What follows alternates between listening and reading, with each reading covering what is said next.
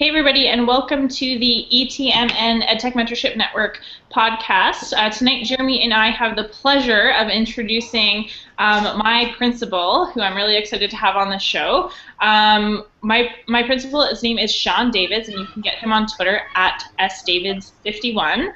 And he has been an educator or in the educational field for over 16 years as a teacher VP, and he is currently a principal at West Langley Elementary, my school. He loves connecting with other educators online, and he is currently, one of his passions is in student engagement and authentic learning empowered by technology, which happens to be our school's slogan, which is wonderful. If you want to connect with us tonight as you follow the podcast, you can do so on the hashtag ETMN or on our Google Plus community. Jeremy, any words on intros? On our own, I don't think so. I think we've done a few of these, and people know who we are more or less.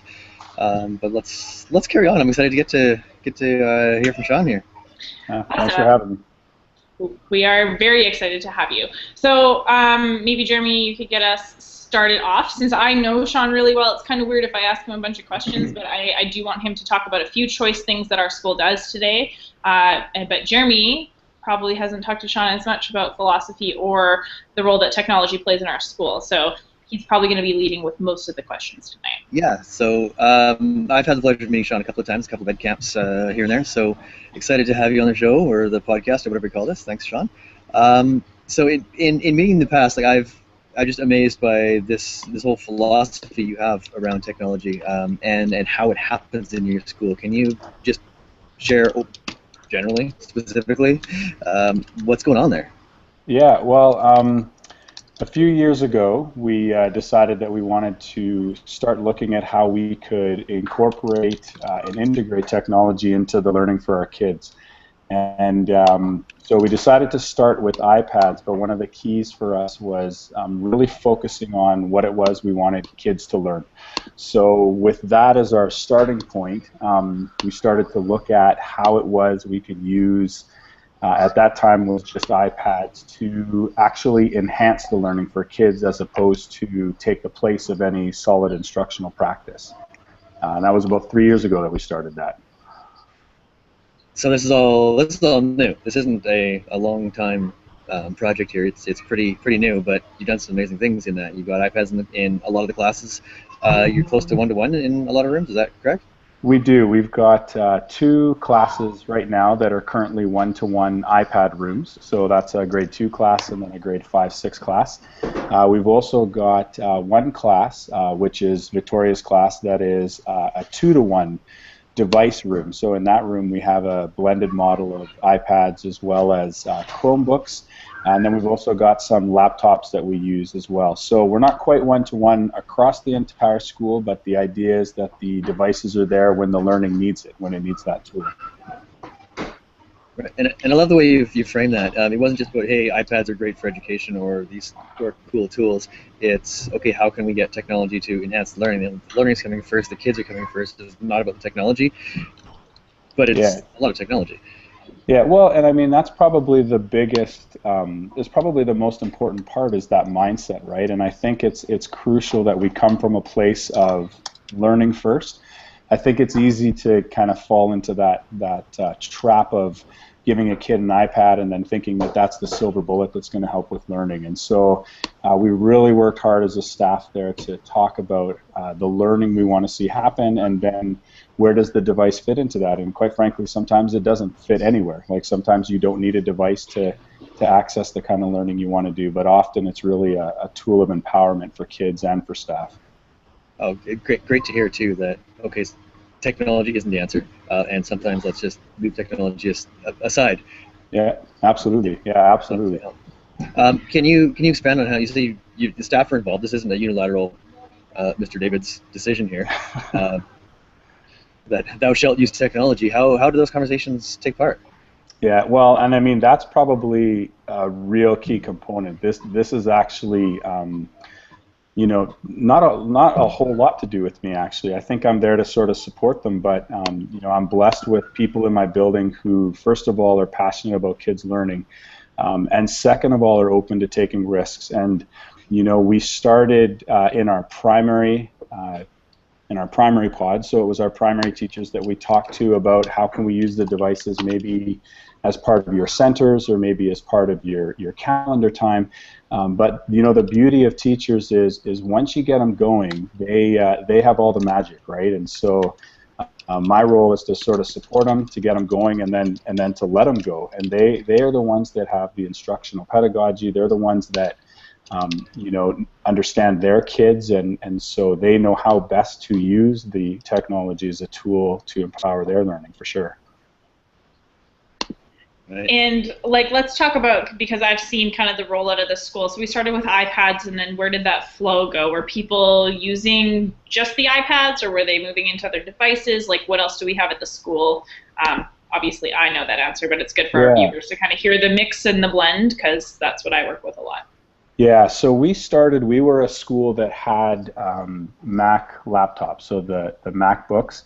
We had them in a cart, so they kind of operated as a moving lab, and they did that for years. And then when I got there 3 years ago, we were actually looking at replacing some of the cows, the laptops, and decided that maybe we wanted to explore different devices. So we started with the iPads.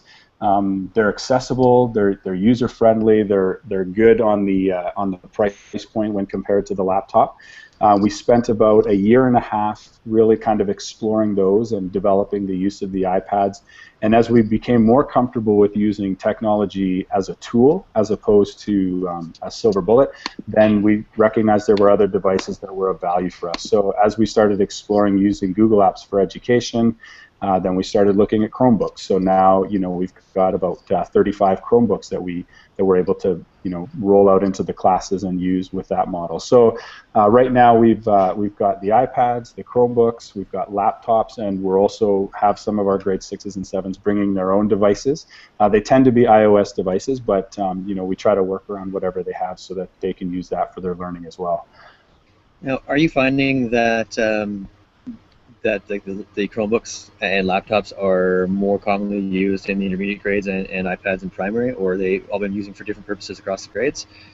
Yeah, it's definitely the second one. I mean, I think it depends on the purpose of the learning activity, right? So you know, our devices get used right through all of the grades. The Chromebooks are primarily, they're located in a certain wing of our school, so they tend to get used by the grades 3 and up. But it really has to do with what it is the learning activity needs. So an iPad's going to provide different opportunities than a laptop / Chromebook would for kids. Mm-hmm. Yeah, and I mean, as somebody who uses both devices, I think it depends on what we're doing. I use the iPads more for creative type of activities where we're actually creating or finding, discovering learning in the classroom. We do a lot of photo capture, which the tablet allows us to do, whereas the Chromebook is not as much for photo capture, but more for documentation, blogging, communication, and collaboration with other kids. So they just have different purposes. I'm really enjoying that blended model and that freedom to explore. But again, it's not necessarily for everyone, but it's a nice style if you're into kind of setting up learning stations and that kids can kind of rotate into different areas throughout their time. For example, in language arts, I do the daily 5, so that's a great accessible time for them to choose what they're doing. And I think, just to add to that too, I think one of the other nice things about having multiple devices is there's things that you can do on all of them. Right, so you know, if we want to have kids use their kid blog, sometimes they've taken a picture and they can put it straight to their kid blog. Sometimes it's a piece of writing that they've got on the laptop that they can put to their kid blog. So the flexibility is really nice, having the different devices there. I was going to say, it puts a whole new spin on blended learning. You're usually talking about blending technology or not, but here you're blending multiple technologies and not. Yeah, I think the difference with it for our school, if I had to speak about it, would be that we have to support the teachers. So that's part of my job, and Shawn does an extensive amount of that as well. So I don't know if you want to talk about the types of support that you offer teachers, maybe from just technical to pedagogical support. Like, how do you do that? Yeah. Well, I mean, I think first and foremost, my job's to give them permission, right? I mean, I think it's just to give them permission to try things, to have them fail, and that's okay, and we kind of learn from that. And I think, you know, as teachers, as educators, we're concerned about we're concerned about knowing all the answers before we start. And with technology, you just can't. Like, you can't, expect to fully know all the ins and outs of a Chromebook before you get in front of kids. And so I think I support them in just saying, listen, like, I'm going to give you some basic stuff, maybe staff meetings, or we do Wired Wednesday or whatever, but it's okay to get in front. And then I think pedagogically, we try to really promote the idea of learning first, and that's a mindset. It's not something I can just give to them or direct them to do. I mean, it's a mindset, and we have to have conversations about why that has to be at the forefront. And then, I mean, I think you do support through the other things, right? Like, you've got to make sure the technology works, and you've got to, have somebody available when the Wi-Fi goes down, and you can help kind of look at it. And you need someone who's got money, so that if we need something to go with it, that person's there too. So I definitely try to support in those ways as well. Mm-hmm. Well, and in Shawn's case, if he walks into a room, the Wi-Fi often starts working. Yeah. So I can't help it if my awesomeness makes it work. You can ask any of the students; they know that when I bring my awesomeness in, all of a sudden the technology works just fine. So, or as a Wi-Fi antenna. That's awesome. Yeah. It may be the beacon up here too, right? Maybe you're reflecting signals, are you? That's right. Yeah, so in the couple times that we've met in person, it is one of the things that has most impressed me in conversations that we've had, or that I've heard you have, or that permission to fail, and to go ahead and try. We so often encourage our students to do that, is to go ahead and try and fail, and the learning happens in the failing, and then, okay, be successful later, and okay, why didn't that work? What can we do next time? You make it so obvious that it is okay to fail. Go ahead, do it, try it, flop. And that's okay. And having that permission, I just feel such a relief. And it's probably there for most classes, but you're so outward about it that, yeah, do it. Yeah. Well, and I mean, I think a lot of the pressure from teachers is usually self-inflicted, right? I mean, I think we hold ourselves to a real high standard when we're from kids. And sometimes just that extra master teachers, I'm looking for master learners. And part of being a learner yourself is knowing that you're going to try things and they're not going to work. And I think kids need to see that. I don't think kids learn from seeing a perfect teacher. I think they learn from seeing a teacher who is actually, demonstrating the learning process. And so, I fail. I mean, in my role as a ed leader, man, I wish it went perfect every day, but it doesn't even close. And I need people around me to give me permission to do things wrong and to learn from it. And I think teachers and SEAs, everybody needs the same thing. So. Which is a helpful philosophy to work under. I have to say, it's a pretty amazing place to be when our staff is celebrating that mentality, from leadership all the way down to wherever any of the support workers in our school. Like, we're all in that same boat of, we're going to try things, and if it doesn't work out, well, we learn something from it. So. Yeah. So the intense technology that's happening at West Langley, is that part of a specific district goal that's going on, or is this like a beacon school that way? Yeah, no, I mean, I think one of the nice parts of working in Langley is there's, I mean, that same sort of permission and willingness to let people innovate. It's right there in our whole district, and so we're certainly a school that might be a little farther down the path. But someone has to, like, let us go out and find some of the issues that the rest of the district's going to need to deal with. But I'm enjoying watching the capacity in our district start to build and grow, and that to me is what's powerful. It's no good to have all the best learners and educators in one building. We want to have them spread out as much as we can. So, I think we took it upon ourselves to pilot. There's a couple other schools that have been doing it with us, but I think the capacity is growing, and that's a powerful thing for our district, and certainly for the kids in our district. Mm-hmm, definitely. I think we should probably turn to talking a little bit about how West Langley shares its student success stories and the successes of the school. So something that West Langley is really known for is the fact that we have a student success blog and that type of communication that happens with the community. So can you talk a little bit about how you communicate with the community, how you built that relationship, and kind of where it got to today and what we're doing? Yeah, well, I mean, and this is probably one of my biggest passions, and I think the technology has just made that connection between us and the community so much more powerful and immediate and meaningful. You know, I'm a firm believer in Victoria. I mean, you know this. I'm a firm believer that it's our responsibility to tell the stories of our schools, and you know, I kind of come with a philosophy of wanting to celebrate success.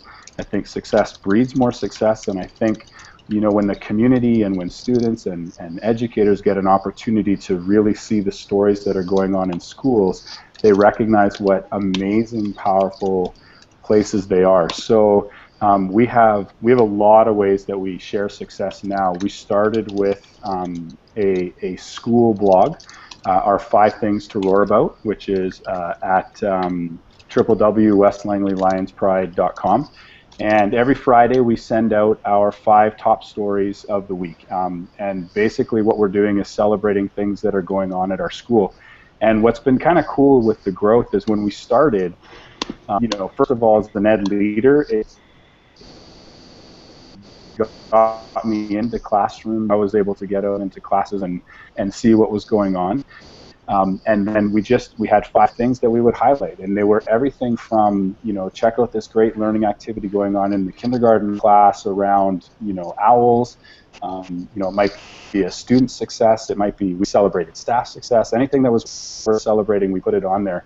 And now it's grown into a thing where actually kids are writing the 5 Things to Roar About now, which is so powerful, because now the kids are going around looking for all the successes in our school, which is, I mean, that's what you want at any school.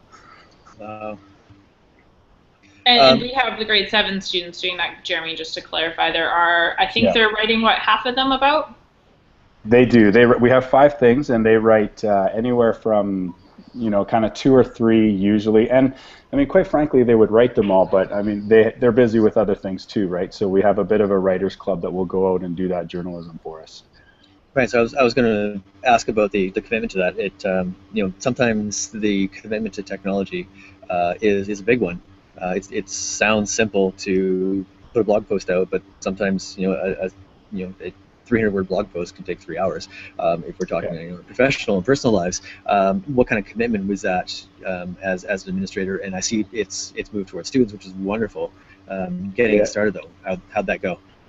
Well, and I mean, the beauty of it as it's grown, it's become less work for me, which is, I'm okay with that, and it's sort of been distributed out. So when we started, my commitment was I would send it out every Friday, and that totally has to do with who I am as a person. If I don't tell the community it's coming out on Friday, then maybe it comes out Monday, maybe 2 weeks on the Wednesday, maybe some Saturday I get to it. So I committed, you know, that every Friday I would send this out at the end of the day.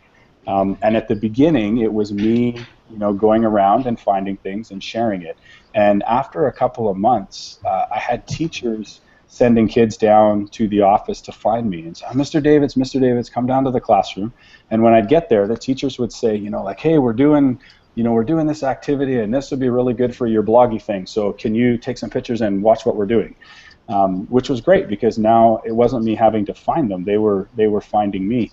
And then, you know, they started to email them to me. So I would just get an email from a teacher saying, hey, I know you were out of the building, but while you were gone, we were doing our inquiry on plants, and we thought that would be good for the blog, so can you put it in there?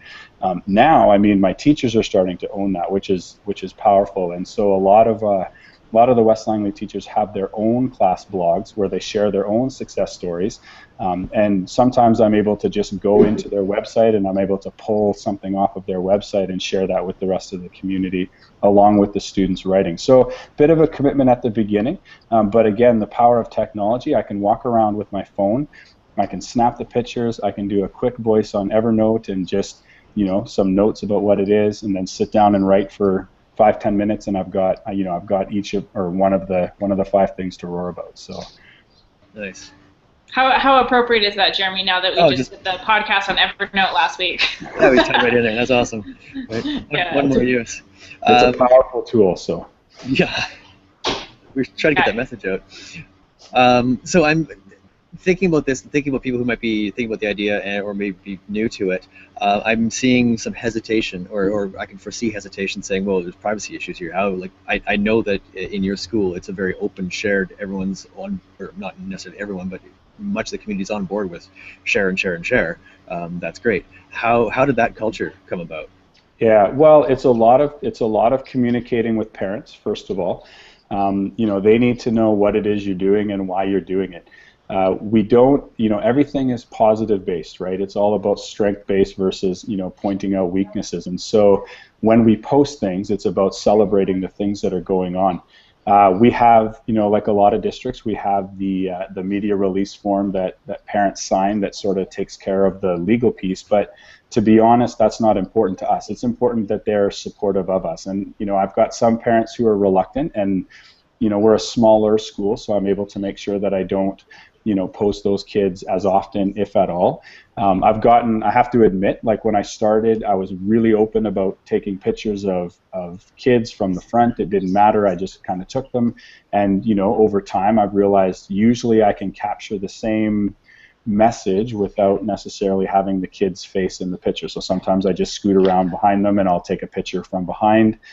We don't use, first and last names. We actually often don't use first names at all, or if we do use a first name, it's just a picture of their work as opposed to their face. Those kinds of things. But lots of conversations with the community. We have tech conversations every PAC meeting. It's kind of set aside so that we can talk to them about what we're doing with their kids or what we're doing as a school. That relationship's important for sure. Sounds very thoughtful, well planned out, and good to see, and possible. Like this can be done.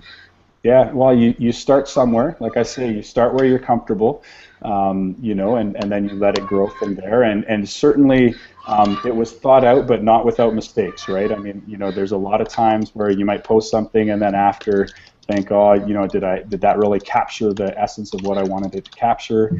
There's a learning curve with it, and you got to give yourself permission to do that. But you start somewhere, right? Start small, whether it's have a Facebook page, Twitter account, maybe you just start with an Instagram account to share pictures, whatever works. But start telling your stories for sure.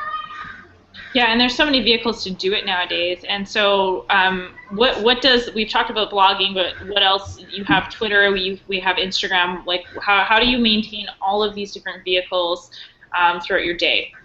Yeah, well, I say to my colleagues often, I think I look a whole lot busier than I am, and I think I look like I know more about tech than I actually do. But I mean, quite frankly, a lot of my sharing is taking my phone out of my pocket.